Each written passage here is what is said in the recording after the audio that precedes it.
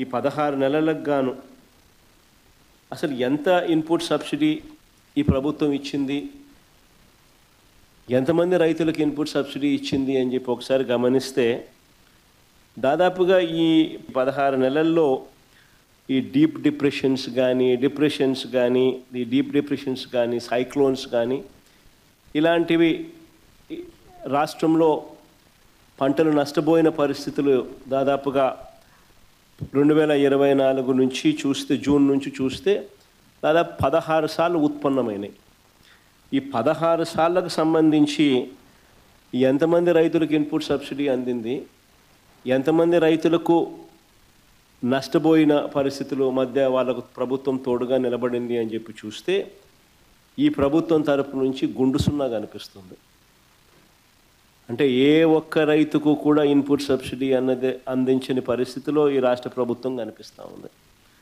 దాదాపుగా వీళ్ళు ఈ క్రాప్ చేయకుండా రైతులను నిర్లక్ష్యం చేసినప్పటికీ కూడా వాళ్ళ దగ్గర ఉన్న వాళ్ళ లెక్కల ప్రకారమే చూసినా కూడా దాదాపుగా 5.5 లక్షల మంది రైతులకు ఇన్పుట్ సబ్సిడీ రూపేణ 600 కోట్లు ఇవ్వాలని అది ఇవ్వకుండా ఎగరగొట్టిన పరిస్థితులు మనం చూస్తూ ఉన్నాం. మిర్చికి క్వింటాలకు 11,781 రూపాయలు ఇస్తాము, కొనుగోలు చేస్తాము అని చెప్పినారు క్వింటాలకు. ఆశ్చర్యం కలిగించే విషయం ఏంటంటే ₹1 ఇవ్వాల. పొగాకు కొనుగోలు చేస్తామన్నారు, ఎక్కడ దిక్కు దానికి కూడా పొగాకు కొనుగోలుకు కూడా ఎక్కడ కూడా చేసిన పుణ్యం కట్టుకోలేదు. మామిడికి ₹12 కొనుగోలు చేస్తామన్నారు కిలోకు, ఒక రైతుకు మంచి చేయలేదు. ఉల్లికి క్వింటాలకు 1200తో కొనుగోలు చేస్తామని చెప్పినారు, చేతులు ఎత్తేసారు. తర్వాత హెక్టారుకు 50,000 ఇస్తామన్నారు, అది ఇచ్చిన పుణ్యం కూడా వీళ్ళు కట్టుకోలేదు ఎప్పుడు. సో అన్ని రకాల కూడా ఈ క్రాప్ అన్నది నీరుగార్చేశారు, ఆర్బీకేలు అన్నది నిర్వీర్యం చేసేశారు. ఇన్పుట్ సబ్సిడీ ఇచ్చే కార్యక్రమాలు పట్టించుకున్న పరిస్థితుల్లో లేవు. ఉచిత పంటల బీమా ఎత్తేసినారు.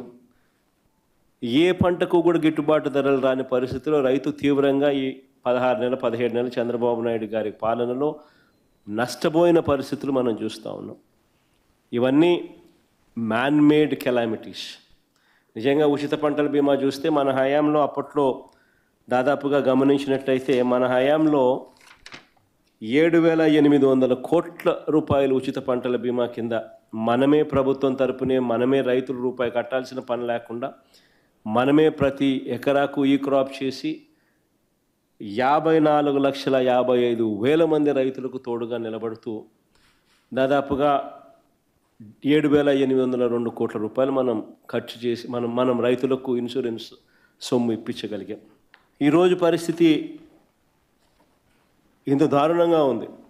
ఒకవైపున ఇవన్నీ మ్యాన్మేడ్ తప్పిదాలు ఇన్ని కనిపిస్తూ రైతు తీవ్రంగా నష్టపోయిన పరిస్థితులు ఒకవైపున కనిపిస్తూ ఉండగా, మరోవైపున ఇటువంటి సైక్లోన్ రూపేణ జరిగిన నష్టం,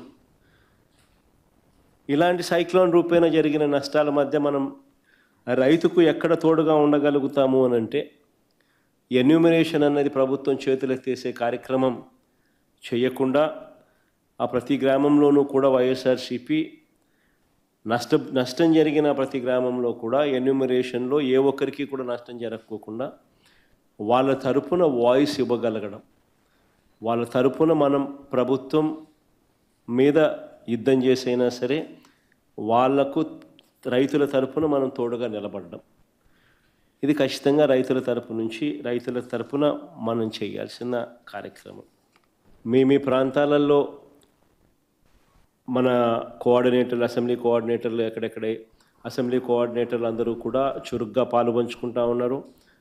మనం ఇచ్చిన పిలుపు మేరకు, మీరు కోఆర్డినేట్ చేసిన తీరు మేరకు వీరంతా కూడా పలు కార్యక్రమాలలో ఇప్పటికీ అందరూ కూడా పాలుపంచుకునే కార్యక్రమం జరుగుతూ ఉంది.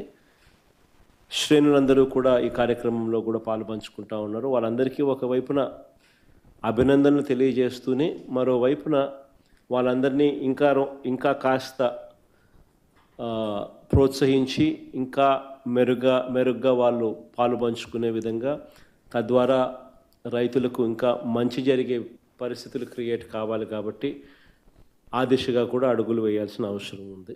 ఏ రైతు కూడా మిగిలిపోకుండా అవస్థపడే పరిస్థితి రాకుండా ఆ రైతుకు తోడుగా ఉండే కార్యక్రమంలో మన వంతు కృషి ఏం చేయాలనో అవన్నీ కూడా గట్టిగా చేసుకునే కార్యక్రమాలు గట్టిగా చూసుకోవాలి.